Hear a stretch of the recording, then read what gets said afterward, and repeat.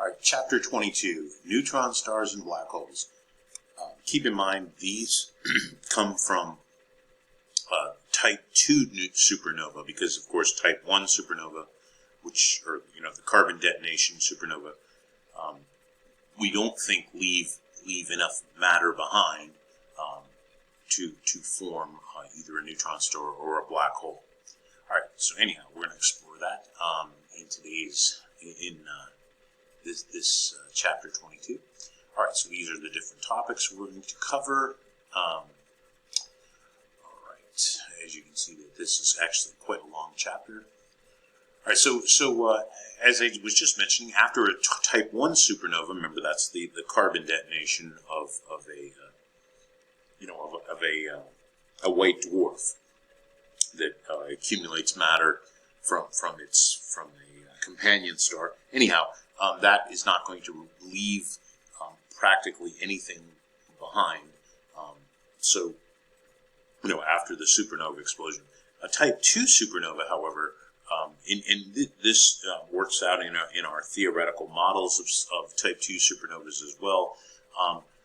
We find that the remaining matter, actually, right before the supernova, you might recall this in chapter 20, that right before the supernova, the matter will remember, electron degeneracy can't hold that amount of matter. If you have more than 1.4 times the mass of the sun, that amount, and of course you're talking about a star that originally was at least more than 8 times the mass of the sun. Anyhow, 1.4 times the mass of the sun, if that or greater is there, then the electron degeneracy cannot hold that star. Remember, the inward force of gravity has got to be balanced, or at least temporarily balanced. And so what happens is the protons and the protons and electrons will combine to form neutrons. And really, that's what you have, is this huge sphere of neutrons that ultimately collapses in on itself. That's what a Type 2 supernova is. But if there's remaining matter afterwards, and we think there's a really good possibility that there is, then you have this really small object that's about 1.4 to 3 times the mass of the sun. It says 1, but they're being loose with that. So remember, it's got to be about 1.4 times the mass of the sun, all the way to 3 times the mass of the sun. Guess what happens beyond 3 times the mass of the sun? Think about the name of the chapter, right? Not just neutron stars. Okay, we'll get to that later. But you have an object that is anywhere from 1.4 to 3 times the mass of the sun that remains, will crush itself down to about 10 kilometers across. So 10 kilometer diameter. So that's the diameter. And if you look at this picture, that's roughly the size of Manhattan. Okay, they're showing you this picture in comparison. There's Manhattan right there. All right, so so you have this extremely dense object. This is much more dense, as we're going to see, than a white dwarf, right? Which is an incredibly dense object. All right, so again, neutron stars, the only neutron degeneracy. So the neutron, the electrons and protons have undergone a nuclear event, and so you basically have a small dead star just composed of a bunch of neutrons that are squeezed and packed as closely as they possibly can be, that's what we call a neutron star. Although it's not a star, it's a dead star, so that should be. We'll just call it a neutron star, but keep in mind there's no fusion taking place. Although we're going to see that they can have a burst of energy if they're in a companion but that's a little bit later story. Much the same way that a white dwarf that's in a that is in a binary system can accumulate matter on its surface and then basically explode, or give you a burst of remember that's what we called a nova. So anyhow, for neutron stars, there are two really important properties that we can actually measure. One is the rotation. These things are rotating many times per second. So one revolution is taking just a fraction of a second. So, and then these things, because it's a collapsed object, right? That's only roughly 10 kilometers across. And by the way, they can be a little bit bigger than that too, but this is the average size of a neutron star. Because they've, the magnetic field lines have gotten closer together, much closer together. You have extremely strong magnetic fields, much stronger than the Earth's magnetic field, for example. In some cases, billions to trillions of times the magnetic strength. And that's going to cause some observable phenomena that we're going to talk about. Okay, so here's something that was observed by Jocelyn Bell, who was a graduate student. I think she worked at Cambridge, the famous college in England called Cambridge. Anyhow, in 1967, she observed these regularly spaced, very regularly spaced radio emissions, and so these peaks came at very regular intervals, and people were really confused by this at first, including Jocelyn Bell, and in fact, if you go back to the this is kind of funny. You go back to the original literature, or the original publications, or not the publications, the notes of some of the scientists working with Jocelyn. They labeled these things because there didn't seem to be a naturally occurring something natural in nature that could produce such precise pulses. And so these things, when the very first one was discovered, it was called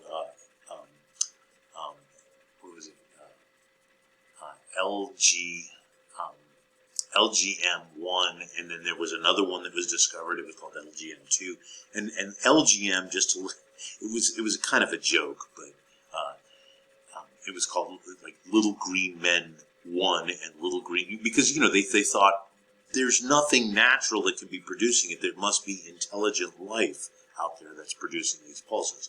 Of course, we figured out that you could indeed produce these pulses naturally, and in fact, Bell's advisor won a Nobel Prize, in fact, for explaining this observation. All right, and so here's what her advisor won the Nobel Prize for. He realized that a very rapidly rotating compact object, so a very small object, and in fact you can tell that it's a really small object from the width of the pulse, right? The width of these pulses, if it was an extended object, let's say it was, I don't know, I'm just going to make it up. Let's say it was 100 astronomical units across. These pulses would be much wider because they're so narrow. He reasoned that it was a really compact object, and the other thing that we realized is that this had to do with the magnetic field rotating around. So take a look at this picture. The rotation is really going, let's say, from right to left, or left to right. It doesn't really matter. But perpendicular to this vertical line right here. And if the magnetic field is offset from that, and there's no reason to think that the magnetic field has to line up exactly with the rotation axis. What happens, and this is what this guy, I think his name was Ewish, he reasoned that these very strong magnetic fields would send pulses, well, not pulses. They would appear as a pulse because these things would only if this rotating object swept past us like a lighthouse. Like think about a lighthouse, right? In fact, it's now called the lighthouse effect. If you think about a lighthouse, the light is always on, and then as the light, I thought they'd show a lighthouse. As the light is always on, and as the lighthouse rotates, if let's say you're sitting way out at sea or something like that, only when that light sweeps past your line of sight do you notice anything. And so that's what this guy reasoned, is that these things were rotating, and only when this radiation that's always there, when one of these things swept by in our direction, or just happened to sweep by in our direction, would we see that. And so that's what these pulses are. Right? Oops, I'm going the wrong way. That's what these pulses are. Okay, so this lighthouse effect causes that. All right, so that is the explanation of pulsars that got this guy a Nobel Prize. And of course, poor Jocelyn Bell didn't win a Nobel Prize. I mean, she's the one that discovered it. But there's lots of stories, unfortunately, like that, where women did a lot of the work and did not get the credit that they deserved. Anyhow, that hopefully that's not something that happens anymore. But anyhow. So the pulsars are just, it's sending this energy in the form of radar, of radio waves in our direction, and with very, very, very extremely periodic pulses. Okay, so again, they're not really pulses. They're pulses. They appear as pulses because the pulsar, which is rotating neutron star, is sweeping in our direction. All right. So here's one that we know of quite well. We've even talked about this in past lectures about the Crab Nebula, M1. Right. This was this supernova that was observed back in the year 1054 by Chinese astronomers, and they recorded this information. But so now when we look at it, we actually see a pulsar. So within this thing, there is a rotating neutron star that pulses in our direction. Okay, so and we even see this is something else that we're going to notice. There is often jets of material. So there's actually material coming from the magnetic poles, the north and the south poles. So there'll be two jets often. All right, so here's the Crab Nebula, and this is actually another pulsar right here that happens to be in the same direction. Here is this is something that was also observed. I think it was in the 1960s. That there were suddenly these bursts of X-rays, and see, this is what this is going to turn out to be is something very similar to what we saw with white dwarfs in binary systems. Right? These are neutron stars in binary systems where the material builds up on the surface of the neutron star, and then eventually, there's this huge flash of X-rays when hydrogen fuses into helium. So this is a sudden burst in the X-ray region. So this is the picture of the artist's rendition of this. So material, the material doesn't fall right onto it. It falls into what's called an accretion disk, and that accretion disk will orbit